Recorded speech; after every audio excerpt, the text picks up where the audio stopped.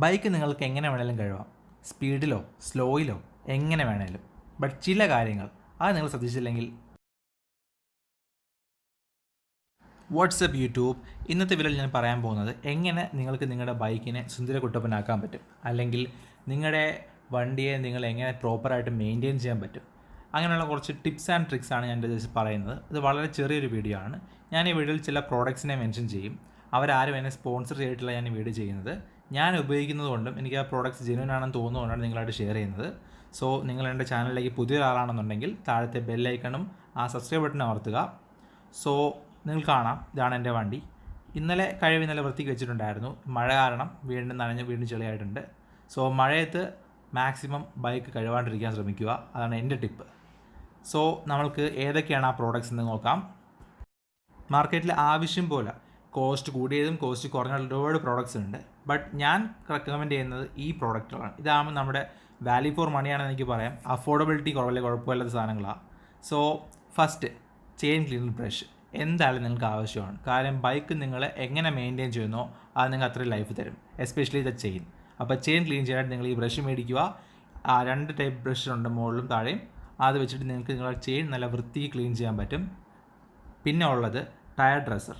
ഈ tyre dresser നമ്മൾ ആ ടയറിൻ്റെ ആ ബ്ലാക്ക് സർഫേസ് അതേപോലെ മെയിൻറ്റെയിൻ ചെയ്യാൻ ടയർ ഡ്രസ്സർ യൂസ് ചെയ്യുന്നത്. ഇത് നിങ്ങൾക്ക് ഒരു ബോണസ് ആയിട്ട് കരുതിയാൽ മതി. ഇത് നിങ്ങൾക്ക് വേണമെങ്കിൽ യൂസ് ചെയ്യാം. ഇത് ഞാൻ 3M തന്നെയാണ് ചൂസ് ചെയ്തത്. പിന്നെ ഉള്ളത് മസ്റ്റ് കാർ ഷാമ്പൂ, അല്ലെങ്കിൽ 3M കാർ വാഷ് ഷാമ്പൂ. ഇതെന്ന് വെച്ച് കഴിഞ്ഞാൽ നിങ്ങൾ സാധാരണ ഷാമ്പൂ വെച്ച് വണ്ടി കഴുകുന്ന ആൾക്കാരുണ്ടാവാം. ബട്ട് അത് ലോങ് റൺ ആകുമ്പോൾ നിങ്ങളുടെ വണ്ടി ഡാമേജ് ചെയ്യാൻ ചാൻസ് കൂടുതലാണ്. അതുകൊണ്ട് ഇത് യൂസ് ചെയ്യുക. ഇതാണെങ്കിൽ മൈൽഡ് ആയിരിക്കും.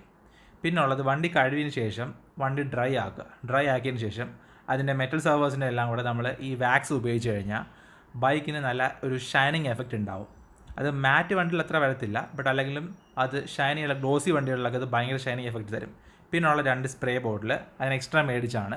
അത് ഞാൻ യൂസ് ചെയ്യുന്നത് വെച്ച് കഴിഞ്ഞാൽ ഞാൻ ഈ മോട്ടൂളിൻ്റെ ചെയിൻ ലൂബ് ഞാൻ യൂസ് ചെയ്യാറില്ല. ചെയിൻ ലൂബ് നമ്മൾ മോട്ടൂളിൻ്റെ മേടിച്ച് കഴിഞ്ഞാൽ നമുക്ക് കൂടിപ്പോയിട്ട് 4 യൂസിന് ഉണ്ടാവുള്ളൂ. അപ്പോൾ ഞാൻ ചെയിൻ ക്ലീൻ ചെയ്യാനായിട്ട് ഞാൻ യൂസ് ചെയ്യുന്നത് കെറോസിനാണ് യൂസ് ചെയ്യുന്നത്, മണ്ണെണ്ണ. അത് കഴിഞ്ഞിട്ട് ചെയിൻ ലൂബിന് പകരം ഗിയർ ഓയിൽ യൂസ് ചെയ്യാറുണ്ട്.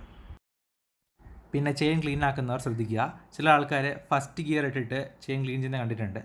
അപ്പോൾ അങ്ങനെ ചെയ്യുന്നത് തെറ്റൊന്നുമില്ല, ബട്ട് അത് വളരെ കെയർ ചെയ്ത് മാത്രം ചെയ്യുക. നമ്മുടെ വിരലും വല്ലതും അതിൻ്റെ അകത്ത് പെട്ടുപോയി കഴിഞ്ഞ് കഴിഞ്ഞാൽ അതിൻ്റെ ഒരു മേജർ പോർഷൻ വരെ മൊത്തത്തിൽ പോവും. അതുകൊണ്ട് വളരെ സൂക്ഷിച്ച് മാത്രം ഫസ്റ്റ് ഗിയർ ഇട്ട് ചെയ്യുക. മാക്സിമം വീലിൽ പിടിച്ച് അത് കറക്കി ചെയ്യുന്നതായിരിക്കും ഏറ്റവും ബെറ്റർ.